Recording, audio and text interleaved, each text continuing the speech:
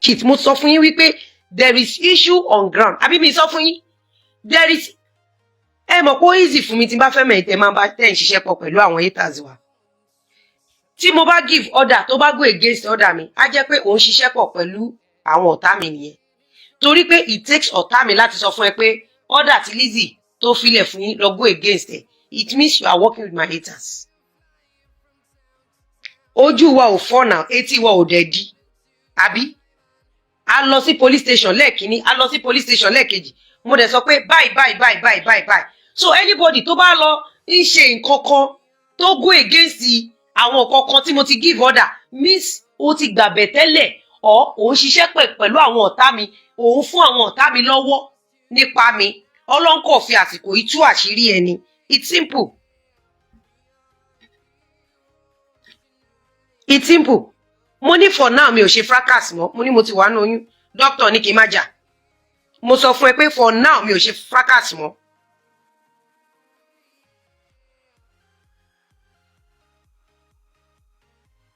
Mo ní for now mo wà nínú oyún for now ni mo sọ. Mi ò sọ fún yín pé for life.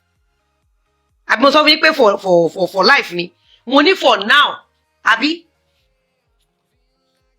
It means you are not in for me. It means you are here maybe to instigate some fight here. Èmi dẹ̀ gbọ́n, èmi ní làákàyè gan, èmi gbọ́n, mo mọ bí mo ṣe lè mú ẹ̀yin tẹ́ ẹ bá àwọn haters wa ṣiṣẹ́. For me to have kept quiet. Mo kàn fẹ́ kí gbogbo ayé rí pé oh ṣe rí o, ẹ̀yin tẹ́ ń pariwo bye then mo fẹ́ káwọn èèyàn kan okay ṣe ti rí. You don't understand? Then ẹ̀yin tẹ́ ń bá àwọn haters ṣiṣẹ́, mo fẹ́ mọ̀ yín. Torí mo mọ̀ pé bí mo ní mi ìsọ̀rọ̀ mọ́ yẹn, mo ti mọ gimmicks táwọn haters máa instigate pé kẹ́ lọ máa ṣe. Ẹ ti gbàgbé pé kò sí nǹkan kan tẹ́nibọ̀dì lè sọ lórí social media. Àgbèjà Lizzy níyí ẹ̀wọ̀ ni mo mọ̀ ẹ́. Instrument tẹ́ fi ń ṣiṣẹ́ ibi, month àti date wo ló jáde. Ẹ ti gbàgbé pé èmi tẹ́ ń bá ta ọpọlọ ti pọ̀ jù. Ó ní mo sọ fún pé nínú movie yìí tó bá yẹ pé pẹ́mẹ́ ó wà educated kò ní bọ́ sọ́wọ́. Àgbèjà alágbájá olóògbèjà alágbájá ní May 30. Àbí irinṣẹ́ tẹ̀dẹ̀ fi ń ṣiṣẹ́ ibi ó jáde ní May 6. Tẹ́rì dẹ̀ wà. So yẹ́ wo lẹ́bẹ̀ sí ni. Láni òṣà tí mọ̀ pé apẹ̀mọ́nú ńlá, àṣẹ́nù lásà, oko ẹmọ́lẹ́mọ́ lọ. Ṣé èmi àti yóò mọ̀ pé instrument ni ẹ tó fẹ́ wá gbohùn àbí tó fẹ́ wá gba evidence ẹjọ́ ń ṣiṣẹ́ ni. Because tó bá lo gbèjì èèyàn, á jẹ́ pé o ti mẹ́ni yẹn, o ti bẹ́ni yẹn chat. Before kí instrument tẹ́ fi ń ṣiṣẹ́ kó tó jáde. Èmi tẹ́ ń bá ta làákàyè wà, ọpọlọ wà, Ọlọ́run dé wà. Mo dídì sọ ni ẹ má sọ nǹkan kan even tó bá bú mi. Èmi mọ̀ pàṣírí àwọn kan tó ń bá haters ṣiṣẹ́. Gbogbo yín tẹ̀dẹ̀ ń bá gbogbo yín ní rìsíìtì wà lọ́wọ́ mi pátápátá. Mo dídì sọ ni ẹ má sọ nǹkan kan even tó bá bú mi.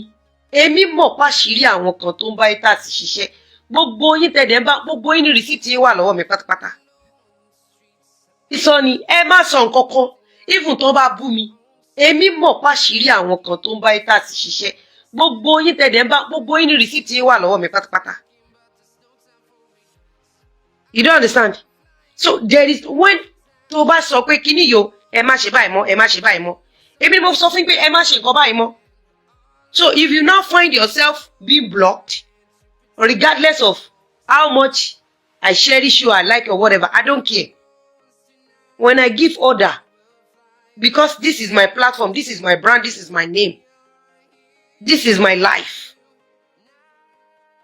Gbogbo ẹ ti rí àwọn kan tọ́pọlọ wọn ti sún sẹ́yìn, tọ́lọ́run ti kọ̀yìn sí. They keep repeating the same gimmicks. Ìwọ ló kọ́kọ́ wá, kò kàn wá. Lizzy Anjorin ti tú gbogbo àṣírí yẹn. Bó ṣe máa ń fi reverse psychology fi ṣe àwọn nǹkan kan. So when I say do not talk, tọ́n bá gbèjà mi, ẹ má ṣe báyìí, ẹ má ṣe báyìí. Ẹ tọ́n bá bú mi, ẹ má gbèjà mi. Èmi ṣáà mo sọ fún yín. tó bá bú mi ẹ má mo ṣàsọ bẹ́ẹ̀ mo sọ mo dẹ̀ tún wá síta because I don't talk to anybody mo kì í bá blogger kankan sọ̀rọ̀ blogger tí n bá sọ̀rọ̀ gbé chat mi síta o mi ò bá anybody sọ̀rọ̀ mọ́ ìyẹn ti lọ ti last week ti lọ mo sọ pé mi ò jà mọ́ mo wà nù oyún ṣé bẹ́ẹ̀ mi ni mo sọ bẹ́ẹ̀ pé mi ò jà mọ́ why you bringing back some stuff.